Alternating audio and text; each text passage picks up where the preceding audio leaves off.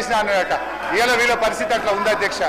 అధ్యక్ష, ఈ వీళ్ళు చెప్తున్నటువంటి 57,000 ఉద్యోగాల్లో కాంగ్రెస్ ప్రభుత్వం వచ్చినాక నోటిఫికేషన్ ఇచ్చి వీళ్ళు ఇచ్చిన ఉద్యోగాలు 6,000కు మించి లేవు. మిగతా అన్ని కూడా బీఆర్ఎస్ హయాంలో వచ్చినవే.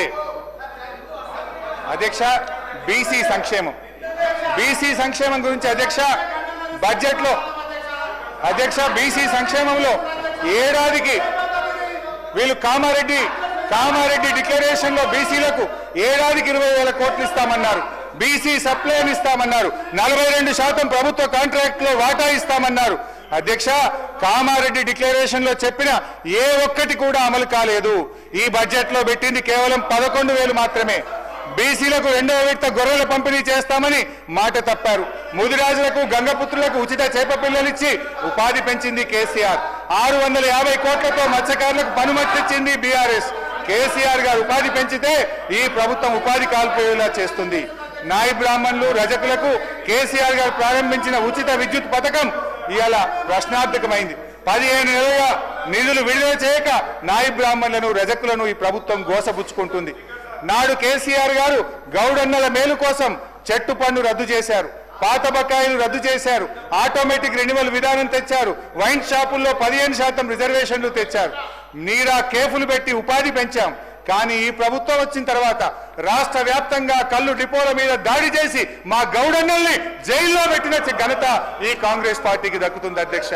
కులానికో కార్పొరేషన్ పెట్టారు. కనీసం చైర్మన్ పదవులను వేసింది తప్ప ఇవాళ కార్పొరేషన్లకు నిధులు లేవు. ఆ కార్పొరేషన్లకు విధులు కూడా లేని పరిస్థితి అధ్యక్ష.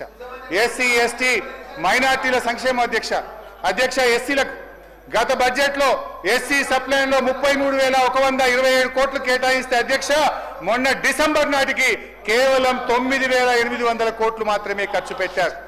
అంటే అధ్యక్ష, ఎస్సీ సప్లైన్ కూడా అమలుగాక ఈ రాష్ట్రంలో అన్యాయం జరుగుతున్న పరిస్థితి. అంబేద్కర్ పేరు పెట్టినందుకన్నా దయచేసి అమలు చేయండి అధ్యక్ష. దళిత బంధు పథకం అమలు కావడం లేదు అధ్యక్ష. ఏడాది కాలంలో దళితుల సంక్షేమం కోసం ఒక్క కార్యక్రమం కూడా ప్రారంభించలేదు. బట్టి గారు బడ్జెట్ లో అంబేద్కర్ కొటేషన్లు బాగా చెప్పారు. చాలా సంతోషం, మేము కూడా గౌరవిస్తాం. అయితే అధ్యక్ష, ప్రపంచంలో అతిపెద్దదైన 125 అడుగుల అంబేద్కర్ విగ్రహాన్ని ఈ రోజు కేసీఆర్ గారు నిర్మిస్తే దాని వద్దకు ప్రజలు వెళ్లకుండా తాళం ఎందుకు వేశారో కూడా చెప్తే బాగుంటుంది కదా అధ్యక్ష. కేసీఆర్ గారు గిరిజనులకు 10% రిజర్వేషన్లు ఇచ్చారు. ఇచ్చిన మాట ప్రకారంగా తండాలు గ్రామ పంచాయతీలు చేశారు. పోడు భూములకు పట్టాలు ఇచ్చారు. ఈ ప్రభుత్వం ఎస్సీ ఎస్టీ గురుకుల పాఠశాలకు పోయిన బడ్జెట్ లో పక్కా భవనాలు ఇస్తామని చెప్పారు. ఒక్క భవనం కూడా కట్టలేదు. చివరికి అద్దె బకాయిలు కూడా విడుదల చేయకపోతే యజమానులు వచ్చి తాళాలు వేసే పరిస్థితి ఈ ప్రభుత్వంలో వచ్చింది అధ్యక్ష. ఎస్టీ ఎస్డిఎఫ్ కింద పోయిన బడ్జెట్ లో 17,000 కోట్లు పెట్టే అధ్యక్ష డిసెంబర్ నాటికి కేవలం 6,000 కోట్లు మాత్రమే విడుదల చేశారు. हमारे मुसलमान बहनों को भाइयों को माइनॉरिटीज को भी ये कांग्रेस सरकार ने धोखा दिया. कम से कम कैबिनेट में जगह नहीं है. पिछले बजट में 3,003 करोड़ रुपए रखे, अभी तक 1,000 करोड़ रुपए भी रिलीज नहीं करे. मुसलमानों का ओवरसीज स्कॉलरशिप बंद हो गया. मुसलमानों का बच्चों का फीस रिएंबर्समेंट का पैसे नहीं आ रहा. 1 तुला सोना देते बोले सोना किधर गए कि नहीं मालूम.